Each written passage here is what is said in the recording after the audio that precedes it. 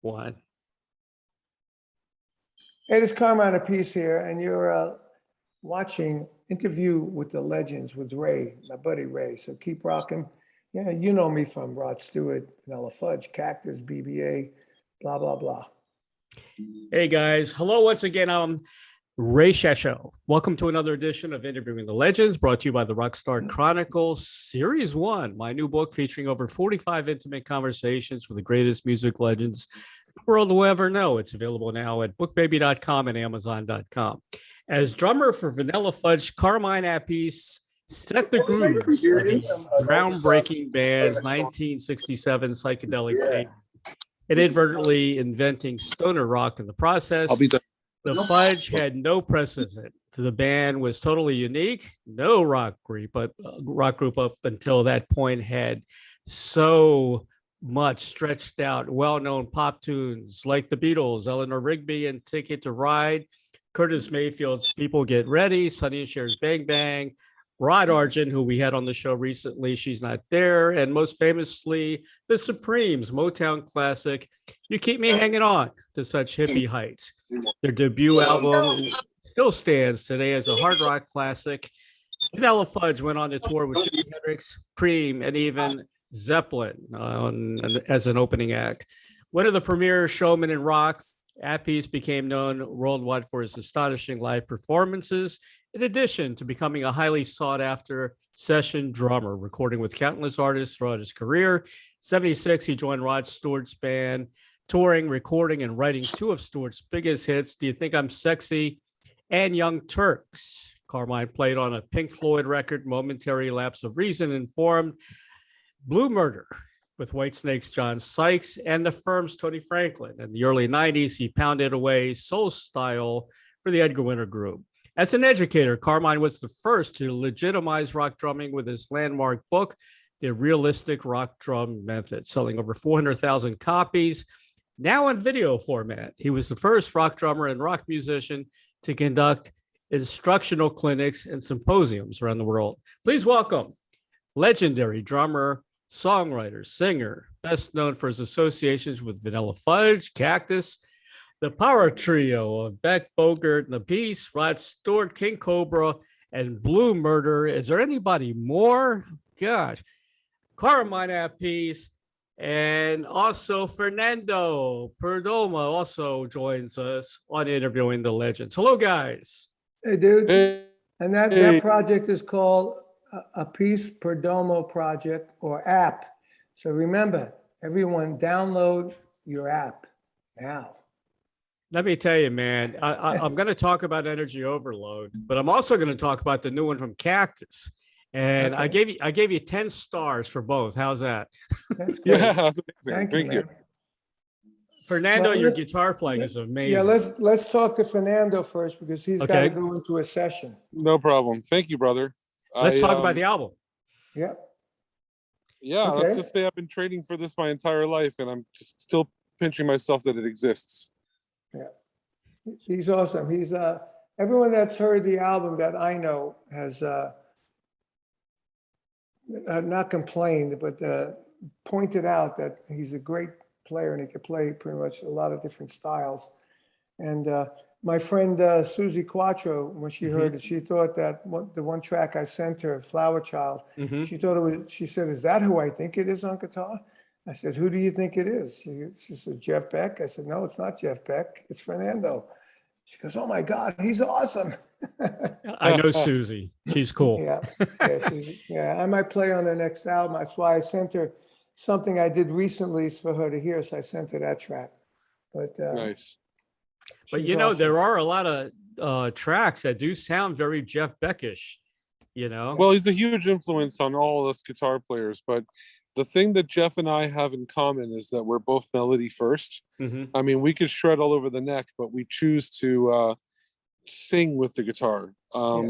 One of my friends, Scott Bennett, who used to tour with Brian Wilson, right? He, Jeff Beck opened up an entire Brian Wilson tour, and he said to Jeff Beck, "The thing I love about your guitar playing is how you're always emulating the human voice." Right. And Jeff gave him a big hug and said, "That's exactly what I'm trying to do," because I sing too, but the thing about it is I have a very lyrical style, and I like to play melodies that soar and stick with you. And that's my credo. You know, a lot of guys, they like to burn, you know, scales and modes and get all crazy. I mean, look, that's always fun, but the way I look at it is in a instrumental album like this, the guitar is replacing the voice, and it should be singing, not shouting.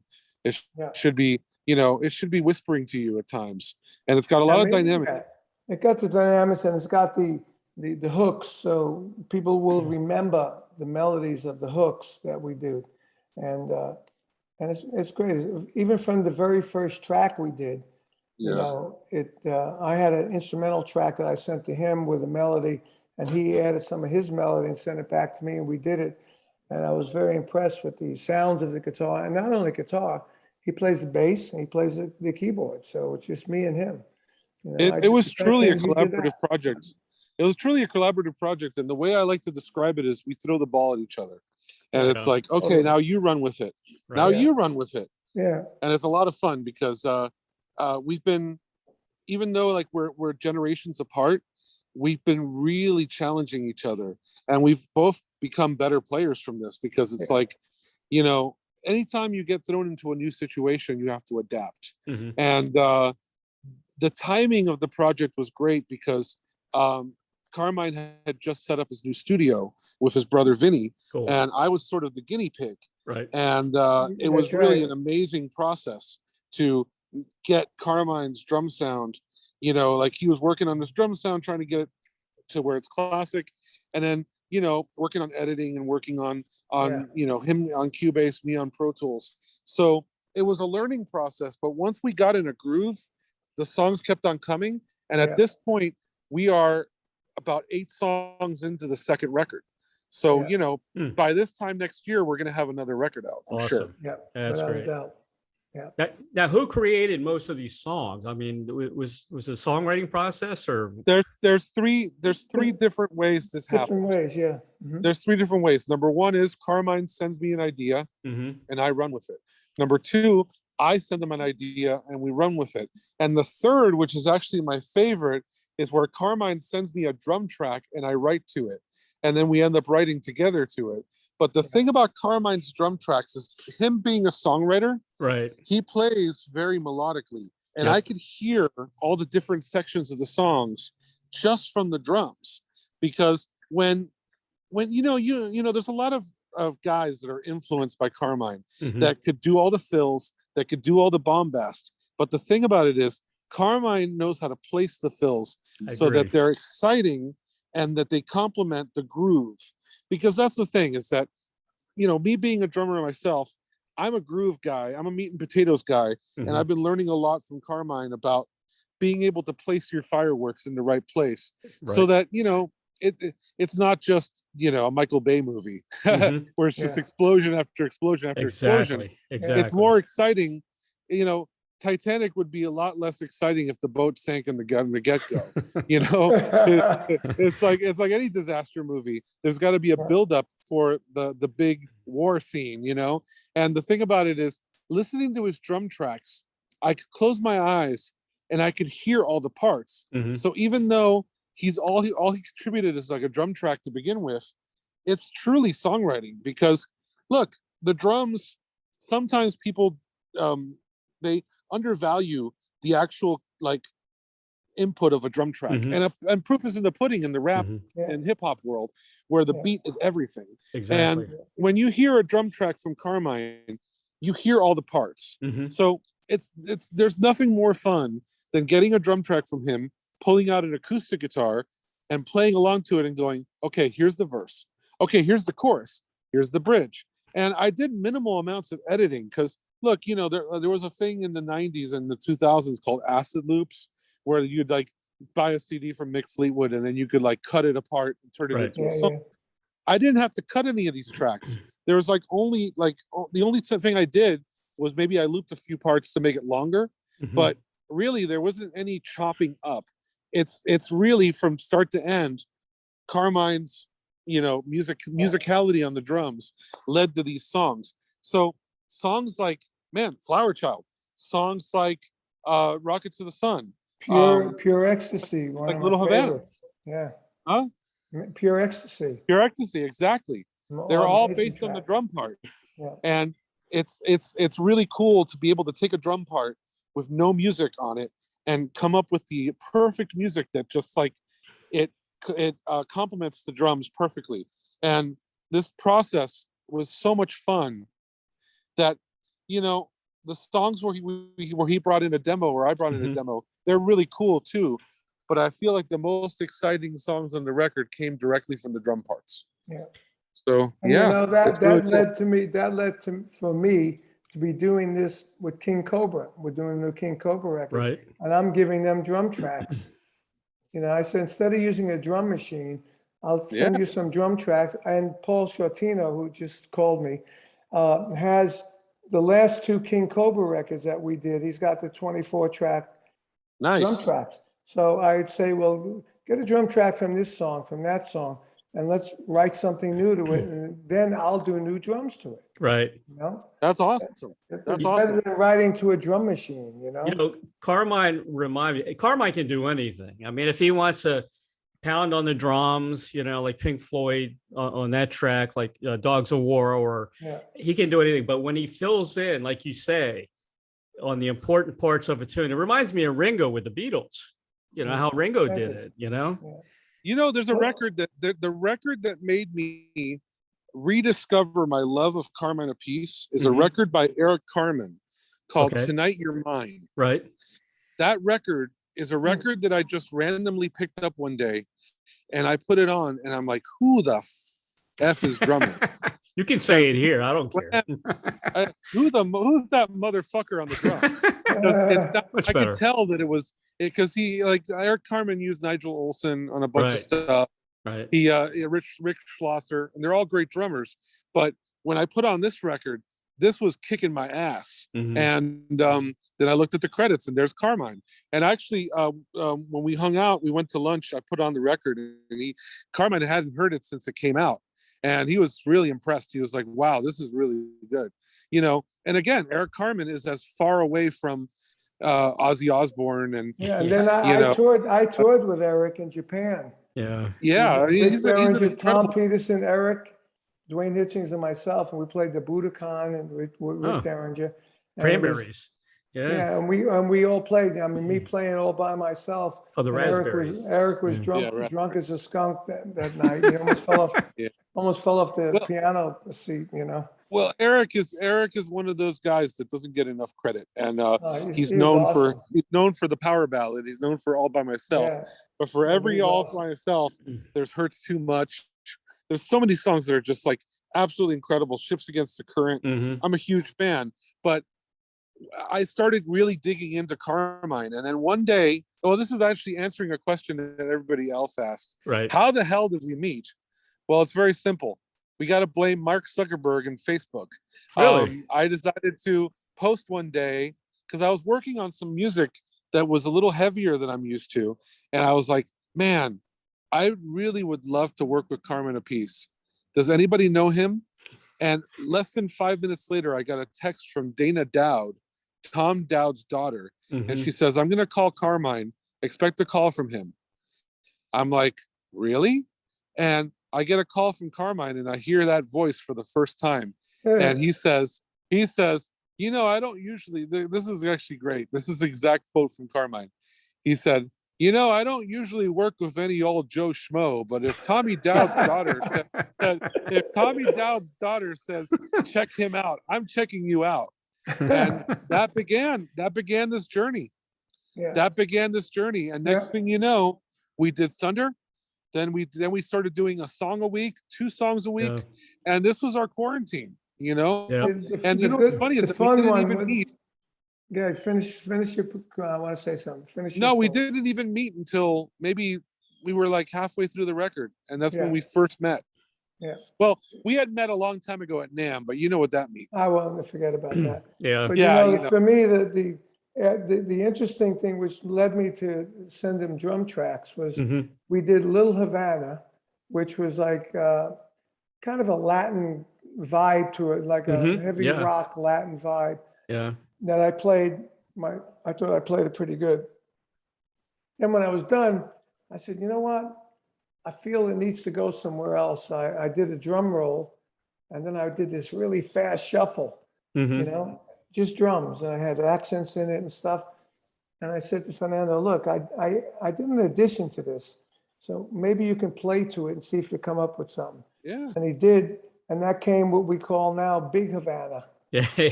Right? Big Havana. And from that idea, I said, this is great, because now maybe I could send him drum tracks, which I had in my system. It had a great drum sound. And I sent it to him. And the first one I think we did was Pure Ecstasy, I think. Which came out amazing. And when he sent it back to me, I flipped out. I said, man, this sounds freaking great. I want to make a few comments about the album. Yeah. Go for it. I was a top 40 DJ back in the late 70s. And I always find the hit on every album, you know. I think Flower Child was the hit on this album. And guess what? We have a music video for it coming out soon. That's going to be the next single. We just finished the new music video. See, I'm good at it, right? Yeah, there you go. Well, that's the one that Susie wanted to put words to it. Oh, well, it's a hit, man. It's a hit. That one has the most crossover potential. Yeah, I think so. You know, I can hear that on the phone. You know when you wait on the phone for somebody, right? When they play music, I could hear that. Yeah, you know exactly. When Susie says she's writing lyrics for it, I think that might end up being lyrics to these songs. You know, okay, because the thing again with my guitar style being so lyrical, no wonder she's singing along, going, you know, singing lyrics. You know, it's a really cool thing. What else you got for us, Ray? The magic of the Fudge is that they take cover tunes and make it their own. Okay. Totally different from the original, and they make it their own, and it sounds completely different and usually better. Do You Think I'm Sexy? The intro sounds like a 70s soul group. It kind of sounds like Isaac Hayes meets Bob Marley, because you do hear a little bit of that reggae in there. Right. It's awesome. Wait, I think Isaac Hayes meets Bob Marley. All I'm envisioning a huge cloud of pot. Now the way that song happened, I had that arrangement on my iPad. Right. But I used to play every Tuesday night at La Vallee in LA, which was like a jazz club. Right. And I had a jazz band I called it Carmine Appice and Those Jazz Guys.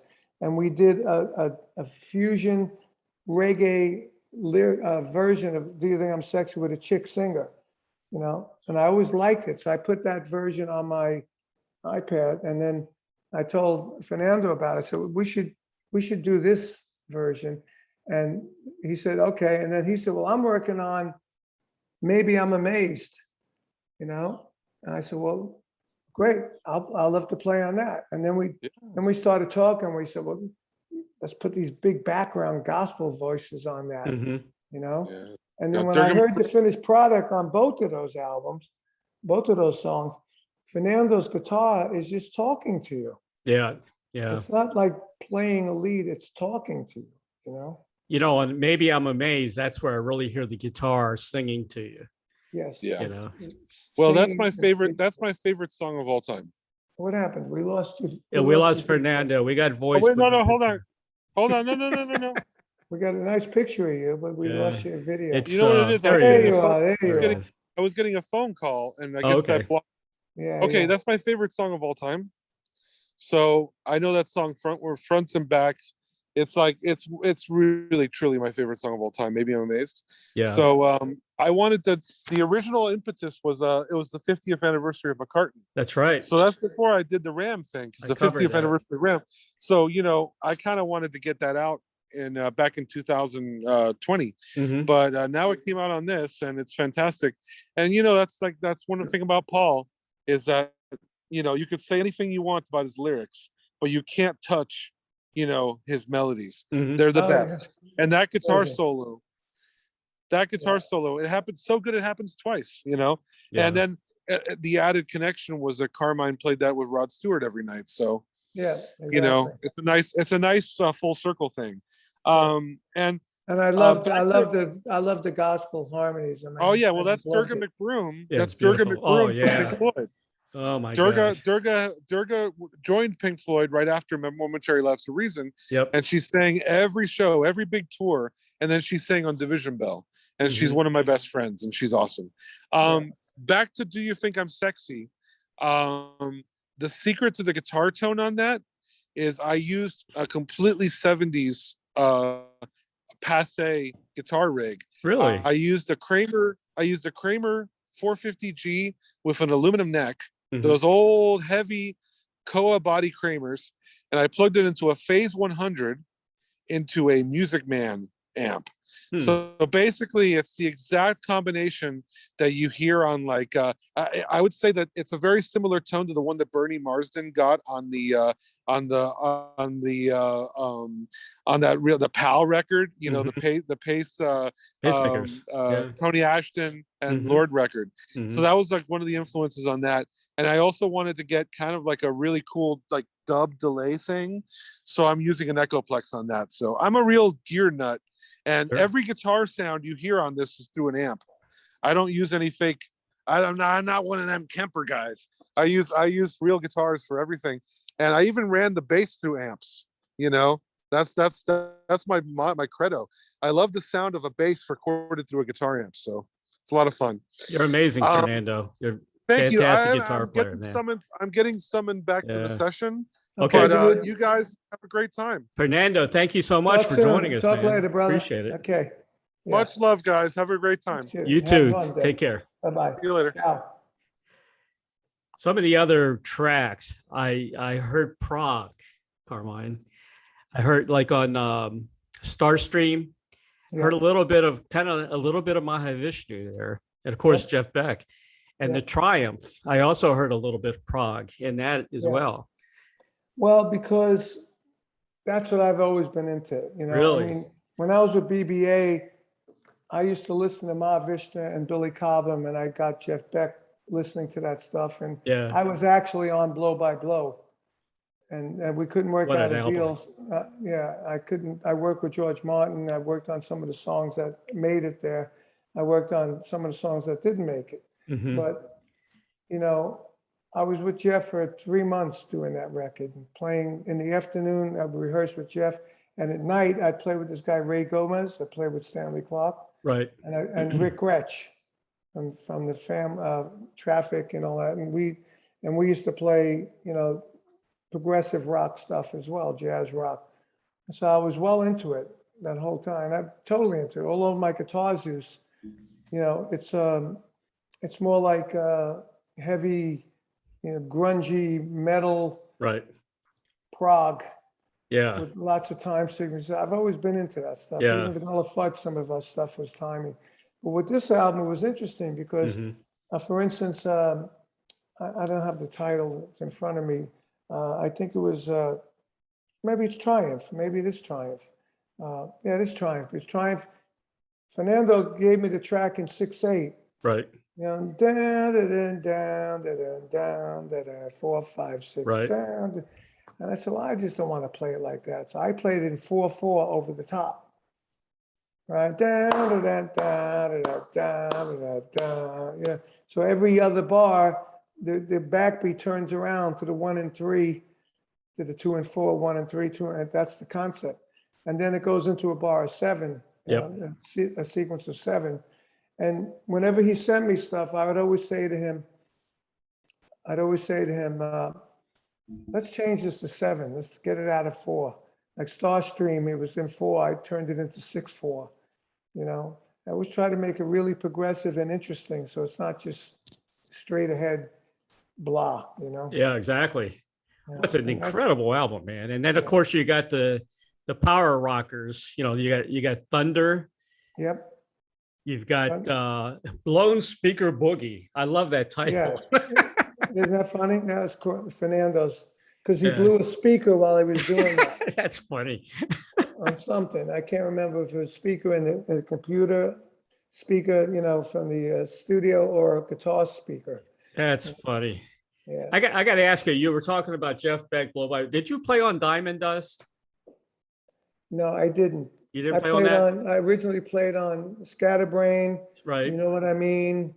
And there's one or two other, and She's a Woman. Yeah, that's a great you know, tune. Yeah, and I think they showed the drummer who replaced me, my tracks. He played very similar to the way I played it. Yeah. And, there was a whole thing going on back then, but I didn't do anything about it, because I wanted Jeff as my friend. Right. And we went on later to do People Get Ready with Rod and all that. I was on that as well. But it was a drag because I loved playing that jazz rock stuff. Right. Right. And when we were doing it, I was just having a great time doing it. I loved doing it. Mm-hmm. And then when it fell apart, I actually went and did a solo album for CBS that I got Max Middleton on it. Mm-hmm. Me, I did the same kind of blow by blow kind of stuff, half with vocals and half instrumental. Mm-hmm. And I had Jimmy Haslip play bass. Yep. I had Verdine White from Earth, Wind and Fire play Right. bass. And I did some the instrumental parts. And I had Dick Wagner play guitar. My friend Benny Shills played guitar. He sounded like Jeff on that one. Yeah. And then CBS said that I wasn't known for that kind of music and they didn't want to release it. Mm-hmm. They paid me for it. Yeah. So I just sat in the vaults for years. And then finally, like 10 years ago, I said, I'm going to release it. So I released it under a title called V8. Mm-hmm. So if you go on YouTube and look up Carmine Appice V8, Yeah. there's one song that starts off with Max Middleton. Then it goes into this fast shuffle. It sounds like it should be on the Blow by Blow record. Yeah. And, I'm friends with Billy Cobham. He's such a great guy. I love Billy. He's Billy's awesome. A beautiful man. The two best drummers, in my opinion, after Buddy Rich, are you and him. Oh, well, thank you very much. You guys, I mean, you can do it all. Not everybody can do it all. Yeah, I know. Yeah. And my brother used to say on his website, no ballads, no this, no that. And Exactly. I used to say, no gigs. Yeah. Because I love to play everything. And you do. Yeah, you can do it I all. played Rod Stewart. I played. Yeah. I played with Mike Bloomfield, more bluesy. I played amazing. Cactus, blues rock, BBA, Vanilla Yep. Fudge, Edgar Winter. Yeah. My Guitar Zoo stuff was like grungy Blue Murder. Yeah. Yeah. And, Carmine, you look great, by the way.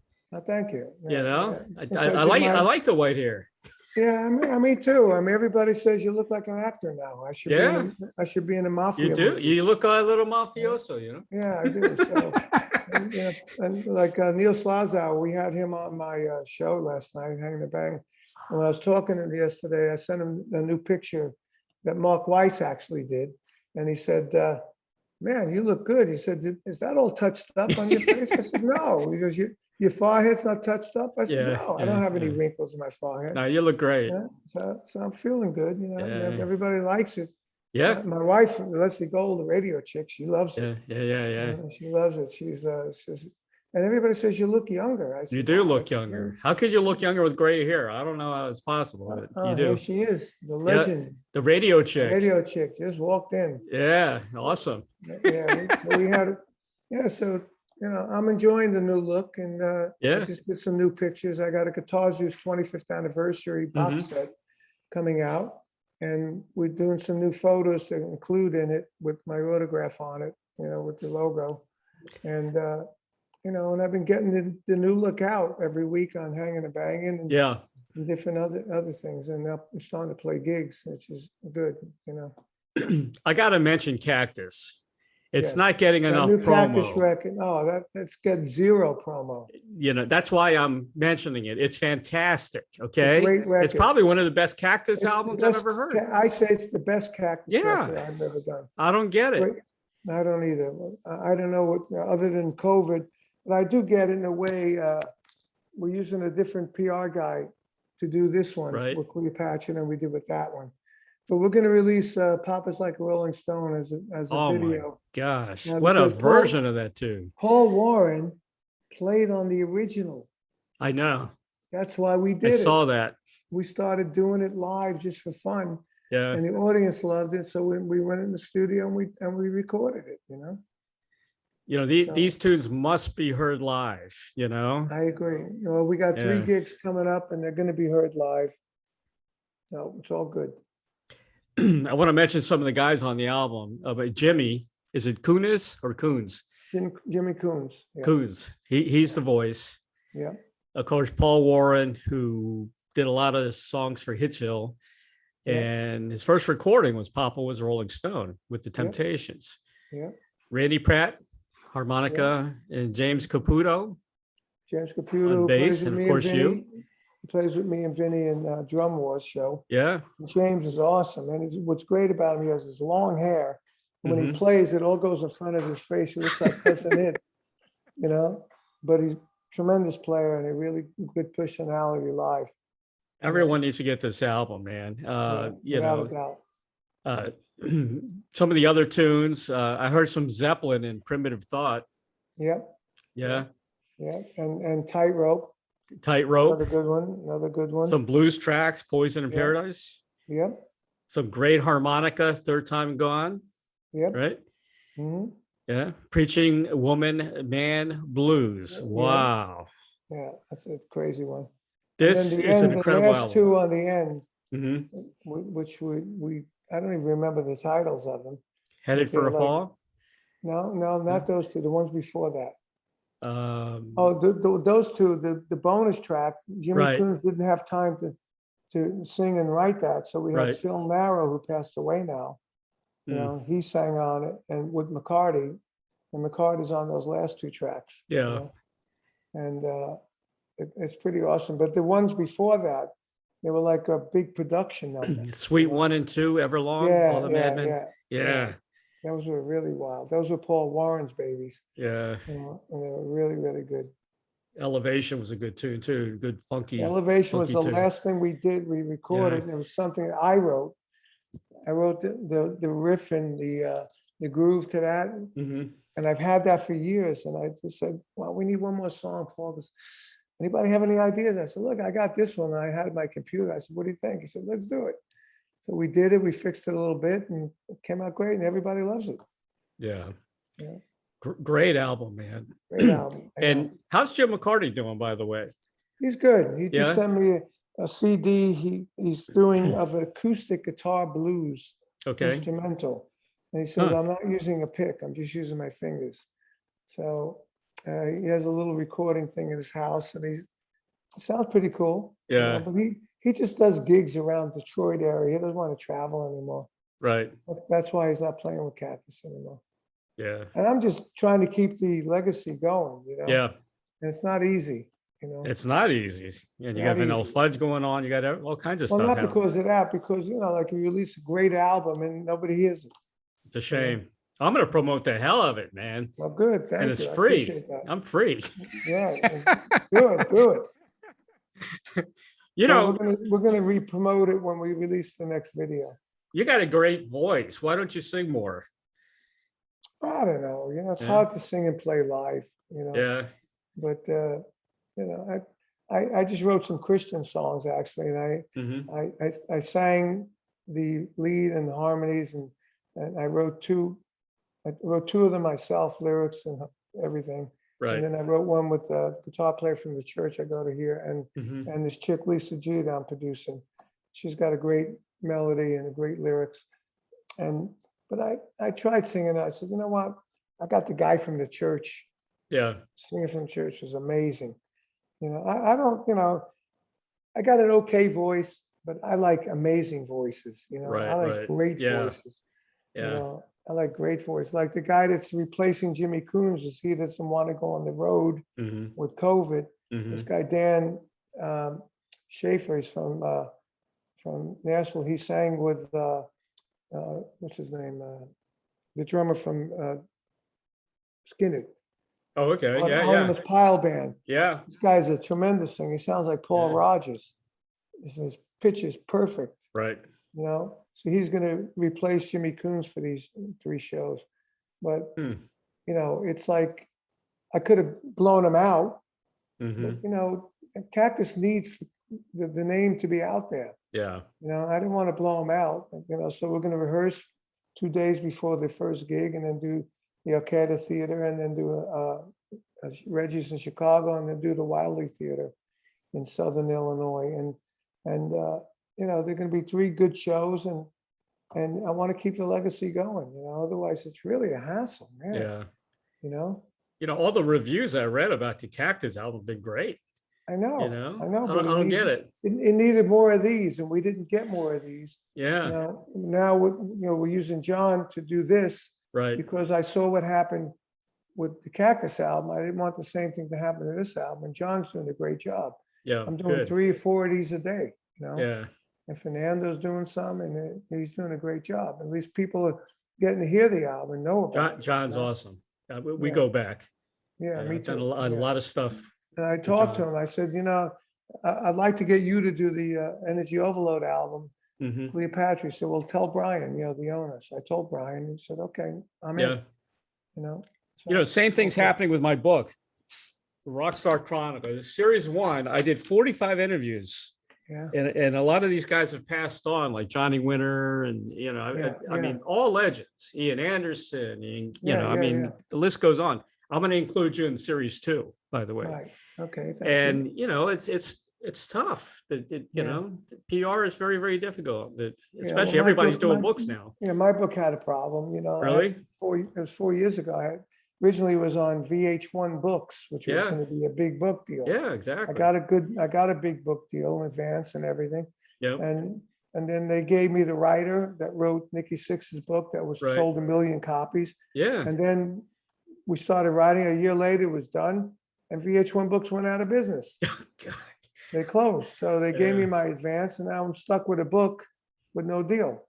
And I said, wow, this is like before. So I didn't want to wait.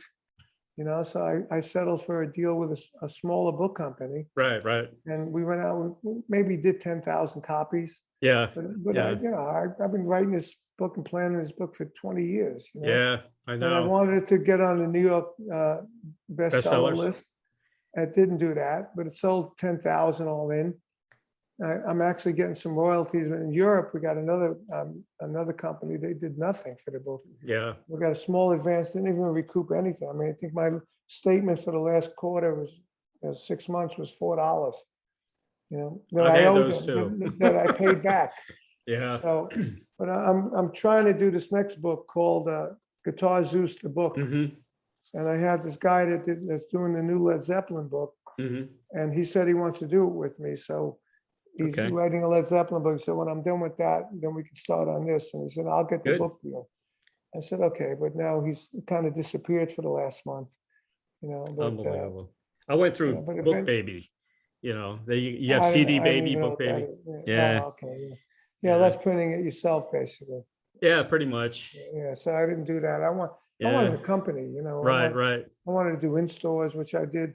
I hired a really good friend of mine, Carol Ross. Carol Ross? Yeah, I do know Carol Ross. Carol did the PR for me as a favor because we go way back to the KISS days when I was managed by a Coin. Yeah. And she used to work for a Coin, and now she manages Tommy. And she did me a favor and I did a lot of press. Like I remember the Huffington Post didn't want to, she set up an interview with them and then they backed out because of the sex part of the book. Oh gosh. And, but she did a good job. We set up some in-stores and all that, but the book company didn't have it together. Like, we had to order the books and the book companies, the book stores would have one copy. Right. I mean, they did it, not a great job. Yeah. Then they changed people and, it's ridiculous. So now I'm the biggest client. Good. I order That's good. 20, 30 books at a time and I take them on the road. Good. I'll sell 20, 30 books on it, 4 days of gigs, I'll promote the book as well. I promote everything, man. I'm all about the music. I want to keep the music alive, Yeah, well, me too. That's why, like we're doing a new King Cobra record, and the 2 guitar players didn't want to do it. They said, it doesn't sell anything. It's a lot of work. Yeah. And, and in the end, you don't make any more royalties. You get paid badly to do it in the first place. And I said, look, it's not about the money, it's about the legacy. And the legacy, going, sure. Yeah. Got to They keep it don't wanna do going, it. man. So I got Carlos Cavazzo from Quiet Riot, Oh, cool. and I got Rowan Robinson Mm-hmm. from Dio. From Dio, yeah. to play the two guitars, and I got Yeah. Johnny Rod, the original bass, me, Paul Sortino. Yeah. You know? So and it's coming out really great. And it's kind of like King Cobra meets Led Zeppelin. Yeah. Yeah. Kind of like Cactus, the Led Zeppelin Cactus. So it's all about the drum sound. You know, you That's could what have makes fit. That's what makes it sound like Led Zeppelin, is where the drum sound's going, because You that could have drum replaced sound- Bonham, you know, easily I after could, he yeah, passed. but he's got a son, you know. Yeah, I know. That's true. Well, there were rumors Yeah. going around at that point that, you Yeah. know, Cozy Powell were going to replace Bonham in that, but then Yeah. Jimmy Page says, you know, Bonham was too important. We're not going to keep it going, which I respected that, you know. I interviewed Bonham's sister not long ago. She's cool. She's very, Yeah, very so nice. Yeah. Anyway, so Another album you did, yeah. which again I love, was with Pat Travers. Oh yeah, That I album. love that. Oh yeah, that album was great. Yeah, it's Steve Lukather, Bobby Kimball, who's also a friend of the show, Mhm. Rick Derringer, who lives How's close Bobby to me. Kimball doing? Last I heard, he was doing okay. Why? Have you heard anything? Well, I've been trying to get a hold of him to get him on my Hanging and Banging show, and I text him, and he used to answer me, and he's not Huh. answering me. I'll see if I can contact him for you. Yeah. Yeah, we had a great interview together, but it's been a little bit, you know. Yeah, because I Yeah. mean, I talked to him last year, Yeah, you know, and about his dogs. He was doing stuff with his dogs or something, but lately I can't reach him. I hope somebody told hope me he's okay. he was ill. Somebody said he was ill. really. So Yeah, I didn't get answered back. So I'm friends with Melanie Safka, Annie Haslam from Renaissance, right. and I haven't heard back from them either. You know, I Yeah. hope they're okay. Same thing. We always talk back and So- forth. Well, which Pat Travers album you talking about? Let's see. This one's you got Superstition on it. It's Oh yeah, this is it was a reissue. was it TNA? It was Travis and Appice, right? Yeah. It was Yeah, a okay. reissue that came out in 2021, right? Yeah, because you mentioned Evil, Who Disappear, Superstition, Crash and Burn. who reissued that? You know, Was I'm not Bazooka. sure. That was Bazooka. Was it Bazooka? It sounds right. Bazooka, yeah. I think originally, Cleopatra. Oh, yeah. Yeah, Cleopatra's yeah, good at that. Yeah, Yeah. yeah, I like that. Disappear is one of my favorite songs. I love Yeah. that track. That was a good I love album work- also. I love working with Pat. The first album we Yep. did, you know, the Travis Appice. Well, I forgot what we called it. What did we call it? Better from a Distance. Mhm. No. You remember the name of our Travis Appice record?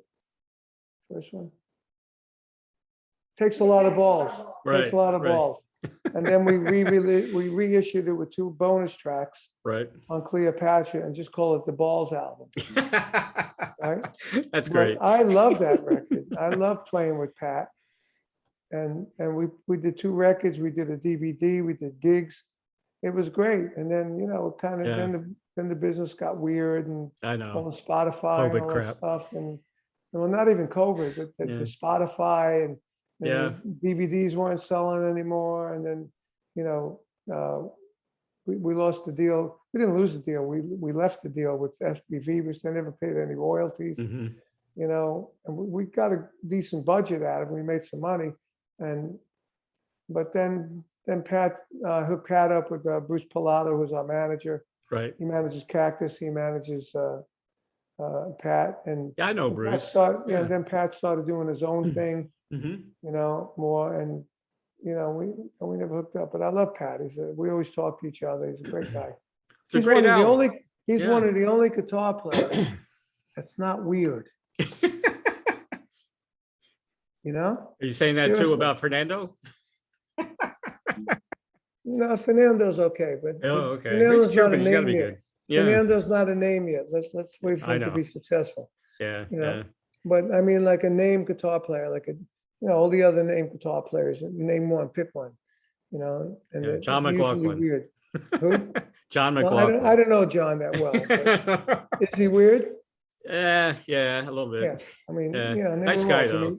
Name them all. You know, Yeah. they all have some weird thing going on with them. They're a guitar player. That's Yeah. called a guitar player thing. Yeah. You know, but but Pat is like a normal dude. I mean, Rick Derringer's okay, but Right.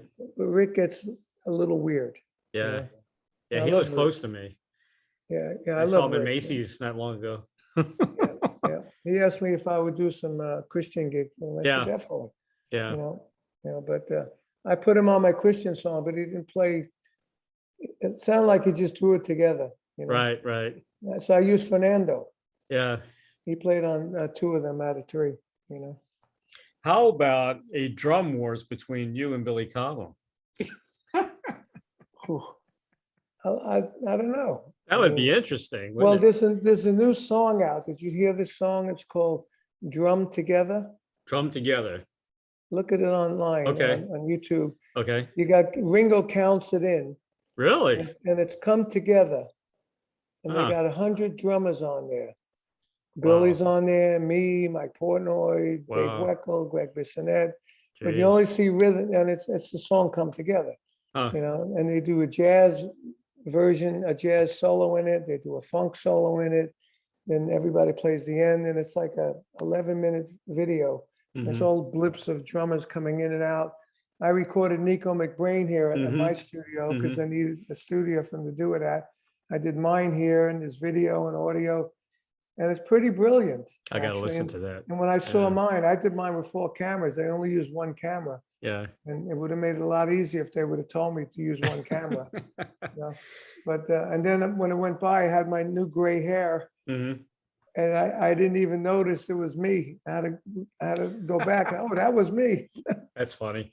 But Billy's on it. I'm on Yeah. it. All of Steve Gadd, Bernard Yeah. Purdy, everybody's on it. I'll watch check that. out. Yeah. Yeah, and we did it for a charity.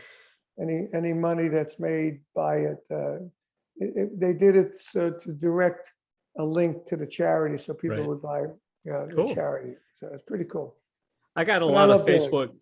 Facebook friends that are big Tommy Bolin fans, and I've interviewed Yeah. all the, his brother. I've interviewed a lot of Tommy Bolin Yeah. people. They wanted to ask about your playing on Private Eyes, and also with Tommy on Stratus. Yes. What was your? Tommy Stratus with Billy Cobham. Yeah. Yeah. Well, it's funny because before he did that, Mm-hmm. or maybe it was after that. I think it was after that. Were you in the Good Rats, or was it the Good No, Rats? no. I was never in the Good Rat. That's Joe Franco. Okay. He's one of my students. Okay. He used to study with me. Him and Bobby Rondinelli, we used to come to my studio, Yeah. take lessons when they were kids. Hmm. Anyway, but after we heard Stratus, me and Tim Bogert thought after we broke up with Beck in '74, it might be a good idea to get somebody else with a B to play with us. And I went and checked out Tommy Bolin. And the Good Rats were playing in Arizona. And I went out to see Tommy, and I hung out with them. And I think we recorded something that came out with Tommy and the Good Rats and me. So that might be the connection you're talking about. Right. And anyway, as I met Tommy, he said, "Hey, Carmine, how are you?" He talked like that, And he had the blonde hair with the colors in it. Yeah. And he was the first heavy rocker to have the colors in it. And then I got to know him a bit, and he used to open up with the group Zephyr. Yeah. He used to open up for Cactus, Mm-hmm. back in the 70, 71. And so that's where we first met. And then my manager said, well, his name isn't big enough. Then when I came to LA and everything, I knew him. And actually, Deep Purple asked me about him. Mm-hmm. They were going to get him in the band. Mm-hmm. And I said, he's an awesome player and everything, And then I knew him, and then I started playing. I got Mark Stein into Tommy's band. Yep. Back in the days. Mark was out in, I don't know where he was, Thousand Oaks, California, writing songs, not performing live. And then I said, hey, Tommy Bolden is looking for a keyboard player, but you got to learn to play a B3 like Jan Hammer. I mean, a synthesizer. Mm-hmm. So I remember showing Mark how it worked, and he took it to new levels. And then through that, I got to hang out with Tommy more. And I remember the last time I saw Tommy, he was so fucked up on drugs and out of Yeah, it. it's a shame. You know, I told him, man, why don't you straighten out? And they were getting ready to go on the road. Mark was with him, Yeah. you know, and it was at SIR in Santa Monica in LA. And he passed away on that tour, OD'd on that tour. But Yeah. it It's was with fun. Jeff Yeah, Beck, it's I fun. think, right? Yeah. Yeah, he was fun doing his tracks, you know, when we did it. I don't Yeah. remember the actual the session that much, you know, but it was always fun to jam with and play with. Yeah. A lot of people don't know, you know, his mom was Syrian. It's Oh, really? yeah, he was I didn't half know that. Syrian. Yeah, Yeah. I didn't know that too. I talked to his brother about all the It was Syrian and Indian, wasn't he? maybe. Yeah. I American don't know what his Indian father too, I was. think. Yeah. I think he used to wear a lot of the turquoise and all that Really? stuff too. Yeah. Yeah. Your relationship with Buddy Rich. Did you have a relationship with Buddy Rich? Yeah, definitely. He was incredible, wasn't he? He was incredible. The first time I met Buddy Rich was, well, first of all, we did a gig with Vanilla Fudge and Buddy opened up for us at Madison Wow. Square Garden at the Felt Wow. Forum. When my manager said, you're going to play with Buddy Rich, I said, no, I don't want to play with Buddy Rich. You know, but that's the night I realized that I had my audience and he had his audience. Yeah. You know, but I didn't meet him that night. The way I did meet him was in the 80s when I had another manager, and he said, you know, Buddy's playing at the Starwood, the club to Starwood. Mm-hmm. And I'm talking to the owner of Starwood saying, maybe you could play with Buddy, do a drum battle with Buddy. I said, no way, I don't want to do that. You know, so he persuaded me to say, why don't we get Buddy to play with a quartet that you play with, and then you sit in with Buddy's band, Mm-hmm. you know, and then maybe you guys can take some fours or something. So Jeez. they persuaded me to say, okay. And then it fell apart somehow. So I was relieved, Yeah. but I did go to the show. Yeah. I went with my brother, you know. So we're at the show upstairs in the VIP, and the dressing room's up on the second floor, right near the VIP. So Buddy's daughter comes out, who I knew, and she goes, "Oh, Carmine, you came." I said, "Yeah, I came to see your father." He goes, "Oh man, he's pissed off at you." Oh no. I said, "Why is he pissed off at me?" He said, "Because you challenged him to a drum battle." I said, "I challenged him to a drum battle." So I told her what happened. She goes, "That's it?" I go, "Yeah." She goes, "Come on back and tell him." I said, "No way. Not if he's pissed off at me." I said, "Listen, I heard those bus tapes. Okay. Did you ever hear the bus I tapes?" did hear those bus I tapes. said, "I heard the bus tapes. There's no way I'm going back there." So she goes, "No, it's okay." And she says, "It'll be fine." I said, "Come on, come on." I said, "Vinny, you come with me." You know? So we both went back there. So she used to call him Buddy. She says, "Hey, Buddy, here's Carmine Appice, the guy that was going to play drum." He said, "Oh, you mean the guy that challenged me to drum battle like that other asshole, Ginger Yeah. Baker?" Oh, He God. says, I said, "No, man, it's not the story." And so I told him the story about the managers and everything. I said, "I didn't really want to do it." I said, "You've been my idol, you know, you're Buddy Rich." He said, "That's it?" I said, "Yeah, that's it." He goes, "You smoke?" I said, "No, I don't smoke." He goes, "You smoke?" I said, "No, I don't smoke." He said, "But do you smoke?" I said, "What do you mean smoke? You mean like smoke pot?" Yeah. He goes, "Yeah." I said, "Yeah, I smoke pot." He goes, "Good." And he reaches in, Uh-huh. takes out a joint wrapped in chocolate papers. I'll never, ever forget it. He lights it up, hands me the joint. I take a hit. And I'm thinking, I'm smoking a joint with Buddy. Yeah, with Buddy This is Rich. fucking crazy. Oh I man. give it to Vinny. He's thinking the same thing. Yeah. And we smoked a joint with Buddy Rich. And then we said, "Okay, man, I got to go on." I said, "Hey, man, thanks." I gave him a hug, you know, shook his hand, go outside. Me and Vinny are like smashed.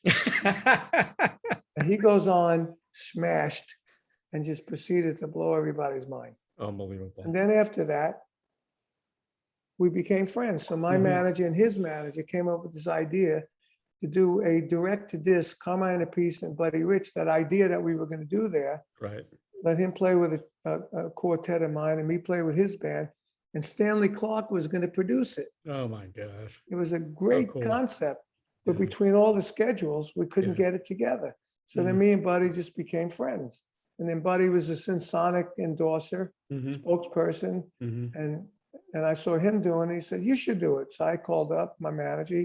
He got me a sponsorship, paid good money. So me and Buddy were the spokespersons for Sensonic. We became friends over that. Went to his house a bunch of times, his condo in Marina del Rey to parties. And then one thing that was really cool was I went to Australia and I was doing a clinic tour and I was hanging out with these people. I said, hey, we saw you on TV. I said, what, with Rod? They said, no, with the Muppets. I said, the Muppets? What the hell is the Muppets? They said, you never saw the Muppets? I said, no, I never watched TV in the States. Yeah. It was Animal. Yeah. I said, you're Animal. Look at him. Got black curly hair. The drum set's just like you. It's you. Wow, maybe it is me. So I went back and told my manager, I said, I want to challenge Animal to a drum battle. The Animal, right? So he calls up Jim Henson, and they said, no, he said, my artist plays with Rod Stewart, and I think indirectly Animal is based off of his persona. Right. So it might be cool to have them do a drum battle together. We'll get back to you. So they called back, and they said, we love your idea. Good news, but I have good news and bad news. Good news, we love your idea. We're going to do it. What's the bad news? We're going to use Buddy Rich. Oh, no. So, oh, geez. So nobody knows this, right? Yeah. But us. So I called Buddy. I said, I heard you doing the Muppet Show. Were you going to have a drum battle with Animal? He goes, how do you know? So this was my idea. Alan, who he knew, my manager, Alan called up and pitched him the idea. Yeah. And they came back and said, we got good news and bad news. And the good news, we're going to use the idea. What's the bad news? We're going to use Buddy Rich. So he says, they wanted the best. Oh, gosh. I said, I got it. I said, and then after I saw it, he did a great job. Yeah. And then we were friends. And then when he was on his dying bed, I went up to see him and told me stuff I couldn't believe came out of his mouth, and he was just a wonderful guy. And he was the world's best drummer. Oh, yeah. Period. I agree with you. I agree with you. Period. He started stuff that still guys are doing today. Yeah. I mean, he did stuff with his one bass drum that's Vinny's main idol for the one bass drum. Yeah. I mean, Vinny was like me, Buddy, Billy Cobham, and John Bonham. That was it. Yeah. A little bit of Ian Pace, but that was it. Yeah. And I got him into it, from watching me when he was a kid. He used to see band rehearsals in the living room, when he was like 5 years old. I wonder if he ever did a drum battle with Gene Krupa, Buddy? Buddy, that was my first album. Yeah. It was called Cooper and Rich. Yeah. Like when I do interviews like this, people say, what was your first album you ever bought? They expect me to say they expected me to say Meet the Beatles. Yeah, exactly. Or something like that. And I go, man, Cooper and Rich. They go, who? Wow. I go, Gene Krupa and Buddy Rich. That was it. Those are the guys. Those are the guys. And then I got Max Roach and Buddy Rich. Yeah. And then I got, do you play drums? No, I play a little guitar. I play guitar. I got Max Roach and Buddy Rich, and I bought Dave Brubeck Quartet, and then the Joe Morello album. Yeah. Max Roach album. So to me, it was Max Roach, Buddy, Gene Krupa, and Joe Morello. Those were the four. Yeah. And then the guys at Motown, and of course I heard Let There Be Drums and Teen Beat and Cozy Cold, Topsy Part 2 and Wipeout. But those were all like, after I was playing, I thought they were pretty easy. Yeah. But when I heard Buddy and Gene, and the Gene Krupa story, forget about it. Exactly. That was incredible. I saw that in the movies. I bought the soundtrack. I knew every note. I'm with you on that. I played every note on that soundtrack. I learned every drum note on that album. See, it pisses me off. Kids today don't go, they got everything at their to go back and look up history. I did. Yeah. I mean, I knew Mario Alonso. I mean, I went way back, Yeah. Why don't they do it? They're too lazy. They are lazy, But that's why there's no new drum heroes. There's no guitar hero. No guitar heroes. No singer heroes. I mean, there's no like Rod Stewart's. No. Or Bruce Springsteen's, or anything like that. There's no, Bonzo. There's no Carmine. There's no Ian Pace. There's very sad. There's no Neil Peart's anymore. No. There's no Tim Bogert, Sean Entwistles, or Jack Bruce's, Stanley Clark. There is none of that. We still got Carmine and Vinny. Because I know, but they don't have the album covers anymore Right. that tell you who's on anything. I mean, they may buy something on Spotify because they like the band. Unless you Nope. go searching for who the drummer is, I they don't know who it is. I know. Or the Once guitar player. once record stores went out Yeah, and the music changed on the radio, that was it. yeah, that was That- it. There that was was it. no more, and then the video games came in, and, Yeah. they know more about the video games than they do about who's playing their music. I hate it, I really do. It's been going on way too long, Yeah, way and, too long. and up to that point, it's always been, back from the 20s, Yeah, yeah, yeah, 100 years of knowing musicians and singers and following musicians and Yeah. supporting them, and now it's terrible. I got so much more appreciation for like jazz, big band. I saw Sinatra 5 times in concert, and there was no better band Yeah. backing Sinatra. I mean, the other day we're riding with Leslie, we're Mhm. riding in Sirius Radio. We go Soul Station, The Groove, Yeah, disco hits, Yep. and then Frank Sinatra. yeah, And we heard Nat King Cole and the Yep. bands, and Frank, and Tony Dean Martin, hmm Tony Bennett. Those were the best. They were the best Yeah. guys, man. And I got to know Fred Astaire for a minute. Oh my God. I met him once, and I gave him one of my drum books. Wow. Because when we were at a Rod show, it's a classic story. Gregory Peck came up to me at Rod's wedding. Well, hmm first we met him at the Rod show quickly. hmm At Rod's wedding, Gregory Peck walked up to me and said that they watched the show, and during my solo, Fred turned to Gregory and said, "This is the best solo I've seen since Gene Krupa." My Really solo, awesome. and he said, he's a drummer. I said, I didn't know that. Yeah. And then I saw videos lately of him, and he said he has no idea how to play this rock drums. I said, I have a big selling rock drum book. He says, maybe I should give him one. He goes, Dad, it would be great. Gosh. So Rod lived next door to Gregory Peck. So he Nice said, next there. time you rehearse it, Rod, come over to my house, give me the book, I'll give it to Fred. I Man. said, okay. I did that. And then I get a letter from Fred Astaire. I got it hanging in my studio. Wow. It says, Dear Carmine Appice, thanks for the drum book with the lovely message I wrote. Hey, Fred, thank you, for, enjoy this, keep rocking. I hope you enjoy this. Awesome. Love, Carmine Appice. He said, thank you for the book with the lovely inscription in it. I've enjoyed your work many times. hmm Love, Fred Astaire. Signed. What a beautiful Beautiful. handwriting this guy has. Beautiful. It's amazing. You knew everybody. You And- partied with and I Telly looked- Savalas, dude. Yeah, I did. I did. I saw pictures. And Tony Bennett. And Tony Bennett too. Not huh? Tony, no, Tony Curtis. Oh, Tony Used to hang Curtis, out with us really? with Rod. Yeah, he's hanging out with Rod. He And was a one time party we were guy. doing an event. Yeah. He was huge, and Yeah. he was a big idol of mine. I saw all the movies, Ten Commandments, and everything. Yeah. And we did one of these autograph signing convention things, and he was right across the booth from me, and I went up to him hmm and I said, Tony, remember me, Rod, Carmine, Rod Stewart? He goes, yeah, you know. He was doing his book, and he wrote, Carmine is a friend of mine. He doesn't resemble Frankenstein. Love Tony. Jeez. Love That's Tony funny. Franklin. That's love great. Tony Curtis. And he was old at the time. It was like maybe a year or so before he died, Yeah. But when he hung out with us in the 70s, he was still drinking and Yeah. partying. Yeah. And they all came to our gigs. All those Hollywood people came to Rod gigs. When we played Unbelievable. 6 nights at the Forum. I Yeah. tried to persuade Rod to do the 7th night and tie Led Zeppelin. Yeah. But he didn't want to take a chance. He I love wanted every Telly night to be Savalas. sold out. Savalas was so cool. And I heard he He was lived in a cool. hotel, right? It was like No, suite or not something really. like that for a while. That was in England, maybe. Okay. Oh yeah, he did live in a hotel at the Yeah. Sheraton Yeah. The Sheraton. at Universal. Yeah. Sheraton Universal. That's Yeah. right. But in England, he had an apartment he owned. hmm And that's the day John Bonham got shot, and my ex-wife was his niece. Hmm. And I was dropping her off at his house because we were going to Manchester with Rod.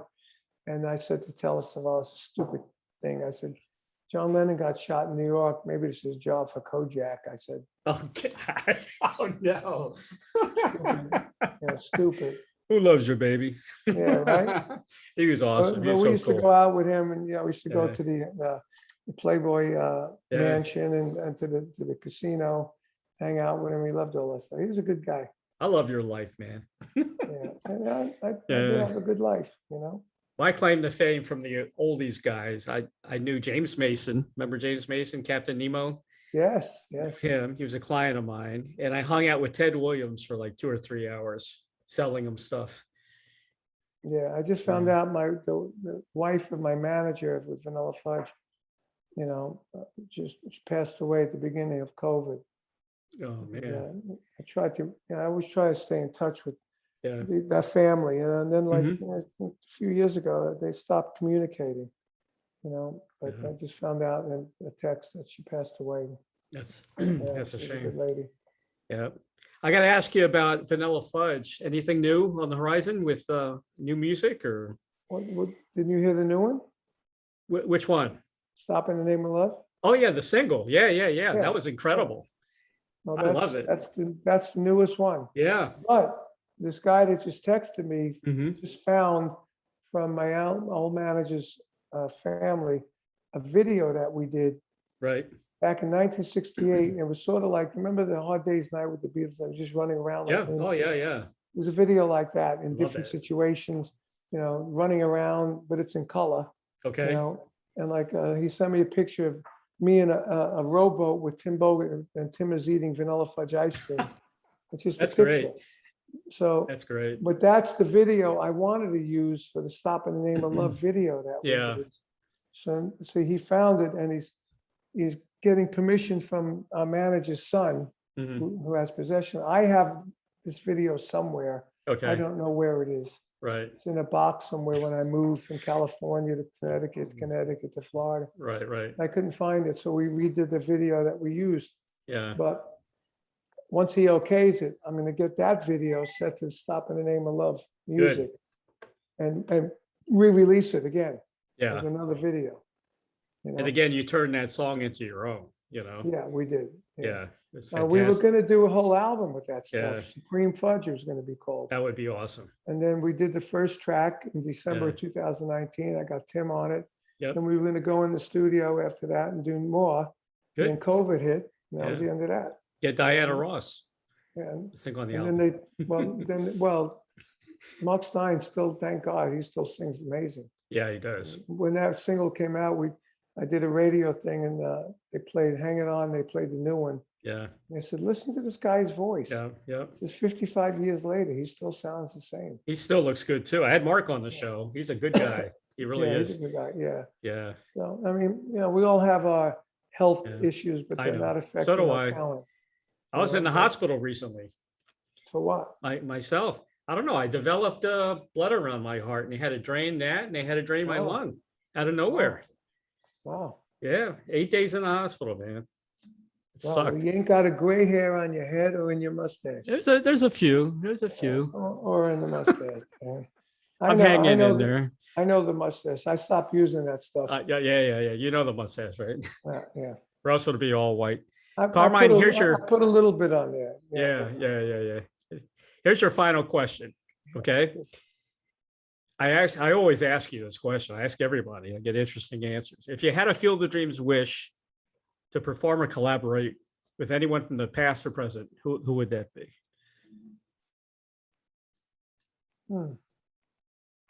Probably Blue Murder, Blue Murder, really? Interesting. Yeah. because we never really got to do anything. Yeah. And we did a lot more with BBA. I would say BBA, Right. but we did a lot more with BBA. We did 2 world tours and Mm-hmm. live albums. And with Blue Murder, we did hardly anything, and we were going to do stuff. Then John wanted to do his own historical kind of tour. Right. So I'm waiting for him to do that. I said, when that's done, then let's do Blue Murder, because people Yeah. want to hear Blue Murder. Yeah, I agree. People want to hear Blue Murder, and we never did anything, especially in America. Yeah. And because of health reasons, I won't go to Europe or anywhere out of America anymore. So, it would be a Blue Murder tour of America. That would be awesome. Maybe it still can happen. Maybe. Who knows? Who knows? let's see if he does his John Sykes tour, Yeah. history tour, where he'll do a little of Tigers of Panzan and Yeah. Thin Lizzy, Right. Little White Snake, and Little Blue Murder. Okay. But the Blue Murder is not going to sound the same without me and Right. Tony. Yeah. But originally Tony was going to do it with him, but then he waited too long. Tony started doing other things, including he just finished playing with Fogerty for a while. Oh, cool. So, Yeah. but who knows, but if he's done that and then we can do Blue Murder, it'd be awesome. Never I did say like never. the new track he released a few months ago. I thought it was pretty cool. John's a great writer, a great singer, and a great player. So he's not going to release anything that sucks, Yeah. Yeah. Carmine, guess who I had on the show recently? You're going to get a kick out of this. Joey D of the Starlighters. Joey D. Yeah, Oh, man. God. I used to see him at the Peppermint Lounge. Yeah, he's awesome. Nice guy. Willie, the drummer, on drums. Yeah. Willie used to put his foot up on the bass drum so it was straight and play with the other foot. Yeah, Jimi Hendrix in the band. He had Joe Pesci in the band. Yeah. He lives in Clearwater, Florida. Does he really? And he looks great. He looks wonderful. Nice guy. Call me Ray Ray. Yeah. Well, tell him I said hello. And okay. I would love to talk to him one day. He's good. Maybe I'll hook you guys up. Yeah, hook us up. I would love to talk to him. I'll send you his email. Because I used to see them at the Peppermint Lounge. And, yeah, going way back. That whole thing, I used to play the Wagon Wheel next door. I played the Headline, all the places that they played, And, I'll hook you guys up. No problem. That'd be awesome. How old is he now? He's got to be 80. Yeah, definitely. Right? Yeah, he because looks good. A snappy dresser. Wow. Yeah, really. Yeah, wow. Looks really good. Is he retired? Is he still playing? No, he'll still play a show now and then. Wow. Yeah, Clearwater, Florida. Yeah. Wow, that's awesome. He's a good guy. Yeah, hook me up. I'll hook you up. Awesome. And I'll look for Bobby Kimball too. Didn't Felix see if play with him? What's that? Felix played keyboard with him, didn't he? Phyllis Pappalardi. With Joey or? With Joey, I think. Really? I didn't know that. Maybe he did. Yeah. It was we talked about Hendrix and Joe Pesci and the Peppermint Lounge. I played with Hendrix in those days in the clubs opposite. Hendrix. Yeah. That stuff's in my book. Oh yeah. I'm gonna promote the book as well. I've done it before. I'm gonna do it again. It's a great book. Sure, man. That's right. I want to mention they can get my book autographed and the okay. Energy Overload and Guitar Zeus at my website. Good. CarmineAppice.com. Autographed. Okay. I want to mention the tour dates. October 26th, I believe. You're going to be in my old stomping grounds, Leesburg, Virginia. I'm originally from DC. Right. Okay.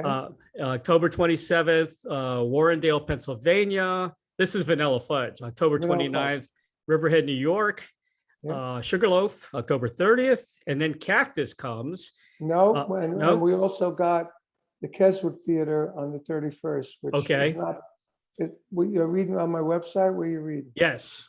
Yeah, I got to put that on there because I thought it was off, but it has always been on. The Keswick Theater on the 31st in Philly. 13th of November, you'll be in Buffalo, right? Yeah. 15th in New York at Sony Hall. 16th at Sony Hall, and Ridgefield Playhouse in Connecticut on November 17th. These are Cactus Vanilla Fudge dates. That's Vanilla Fudge. Cactus is going to be November 5th. Right. At the Arcada. Right. November 7th at Reggie's in Chicago. At Reggie's, right. And November 5th, 6th, and 7th. November 6th at Reggie's, November 7th at Wiley Theater in Southern Illinois. In Illinois. You're the only guy that remembers your dates. Nobody else does. They always say, just check my website. I don't know where we're playing. I always remember numbers. I was always good at remembering numbers. That's good. I want to mention... Only because I'm involved in setting up the hotels and stuff. Oh, good. So I know the dates, that are going by. Matter of fact, today we have to start buying the hotels. Right. So I do that with Mark Stein's wife. She makes. I do some of the hotels and check with her, and then she puts the itinerary together. Because our manager usually has the tour manager do that. Mm-hmm. Right. And we never wanted the tour manager to do that because some of the guys in the band are too fussy. Right. We like to know what we're doing and when, with the times, and when we're going to sleep and when we're not going to sleep, and all that stuff. It's funny how many wives get involved now. I know, it's amazing. Yeah, she's been with Mark since the 80s. managing Mark since the 80s. You know? That's great. I like that, actually. Yeah. I want to mention you can purchase Carmine Appice with Fernando Perdomo, the Appice Perdomo Project, aka APP, Energy Overloads, which is on Cleopatra Records, and you can get that at Amazon.com. And also, please buy the Cactus album. The latest release is Tightrope. Yeah. That's on Amazon.com as well. Yeah, you can get, well, we don't have Cactus up on my website, but actually I'm going to. You don't have it on your website? Today. I'm going to have you do it today. We just put up the Energy Overload yesterday. Okay. My guitars, got my drum books and all that stuff on. Right. And everything that's on my website comes autographed. So awesome. That's why it's a little more expensive. And then I got guys that take it out to the post office. You know? Okay. Again, the website www.carmineappice.net. It's his official website, or .com. Yeah, you're on Facebook. You're on Instagram. Let's mention Fernando Perdomo, www.fernandoperdomo.com, vanillafudge.com, cactusrocks.net or .com, and of course, the Appice Brothers, www.appicebrothers.com. Is there anybody else I'm missing? I'll think of some. You'll have King Cobra soon. King Cobra soon. Okay, yeah. Maybe more Rod Stewart. Who knows? Yeah, you never know. Carmine, thank you, man, again for being on the show. It's always great to talk to you. You too, man. Good luck. Good luck. Anything else comes up, let me know, and I'll let you know about Joey D and also. We'll let you know when the box set for Guitars comes up. That's next. Awesome. That'll be great. And the new video, and we got Tommy Thayer from Kiss on that one. Fantastic. Yep. Another good guy. We're running good. Okay, man. All right, Carmine. Ciao. Take care, man. Bye-bye. Bye-bye now.